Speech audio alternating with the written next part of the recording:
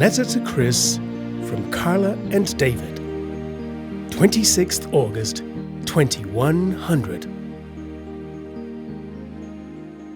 Dear Chris, we first met you on that joyous trip to Kenya in October of 2019, when we visited you with our parents. We were 5 years old then. Now, at 86 years old, it's by God's grace that the twins are able to look back. We have such happy memories of that time together.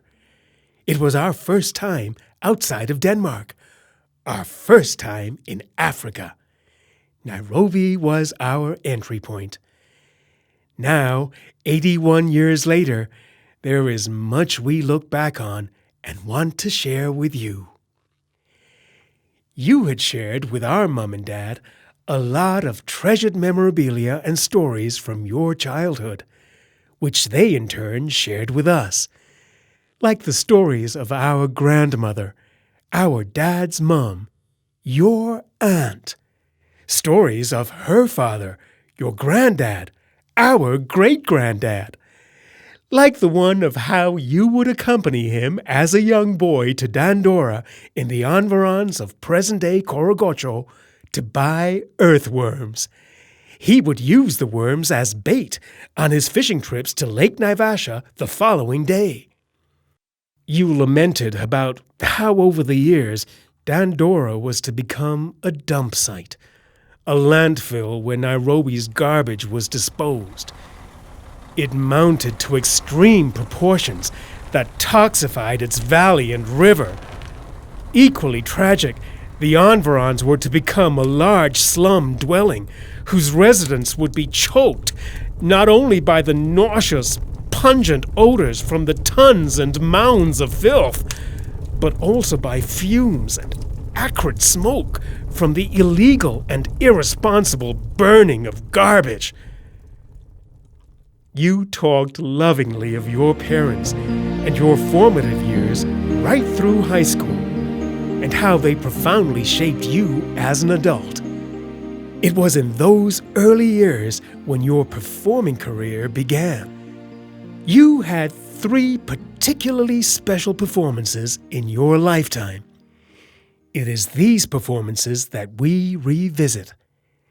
They are beautifully interconnected, as you shall see here. Your first solo performance was at age 5, singing the Kenyan national anthem. It was the end-of-year concert at your nursery school, Flora Hostel, Nairobi, in 1969. The concert was in a hall without a stage or podium, and because you were so little, your father had to lift you up and stand you on a chair so that you could be seen by all. The anthem has 3 verses, but you only sang the first verse. The lyrics didn't really resonate with you back then, but they certainly would later in life. The second special performance was you singing the theme song of the rock opera of the same name, Haki, that premiered at St. Mary's School, Nairobi, on June 26, 1980. Although you were 16 years old then, you played the character of the old man, who appears only twice, at the very beginning of the show, singing the theme song, and midway singing a brief reprise. The opera takes a hard look at society's values and attitudes, asking questions about happiness, who is our brother, and is material development human development? Ironically, it was then that the Kenyan national anthem was to become more meaningful for you. The third special performance was singing for Pope Francis when he visited Kenya in November 2015. You sang Bakuno's Ave Maria in a special arrangement accompanied by the Ghetto Classics Orchestra from Korogocho. What an exciting time, not to mention the honor and privilege that was for you. The rehearsals, held at St. John's Primary School, Korogocho, were to revive memories of buying worms with your granddad. Memories which you shared with the orchestra members of Ghetto Classics, all of whom were from Korogocho and were current students or past students of St. John's Primary School. Earlier that year, on 24th May 2015, Pope Francis had presented his profound encyclical, Laudato Si. You hadn't read it yet, but it would be later that year that you would begin to see the beautiful connection of your performance with Laudato Si. Unknown to many, on his visit to Nairobi, Pope Francis very much wanted to visit Korogocho specifically. It is obvious to us why he would have wanted to visit there. Sadly, that visit was not meant to be. However, the Ghetto Classics Orchestra accompanying you in that performance for Pope Francis was a way of Korogocho coming to him. Back to all three performances. How are they connected, you ask? Let's start with the song Haki. You know the word Haki in Swahili means justice. Justice is a core theme of Pope Francis's encyclical Laudato Si. It is the cry of the earth and the cry of the poor that implores us to seek justice for both our planet and the poor because of the harm we have inflicted on them. Laudato Si too.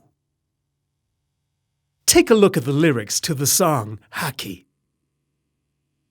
Haki, Haki. What is Haki? Haki, Haki. Where is Haki?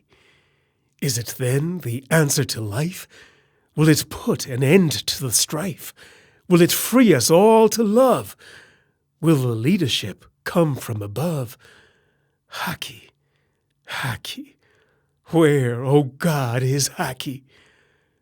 Wisdom, come, fill our hearts. Help us to make a start. You have shown us the way, but we have gone astray. Money has become our goal. In seeking it, we have sold our hearts to worship Baal. Oh, our fields, they are fallow. Haki, Haki, what is Haki? Haki, Haki, where is Haki? Is it then the answer to life? Will it put an end to the strife? Will it free us all to love? Will the leadership come from above? Haki, Haki, where, O God, is Haki? Haki. Uncanny, isn't it, how the questions in this song echo questions that emerge in Laudato Si? Pope Francis writes, "These questions will not be dealt with once and for all, but reframed and enriched again and again." Laudato Si 16. Now, take a look at the lyrics to the Kenyan national anthem.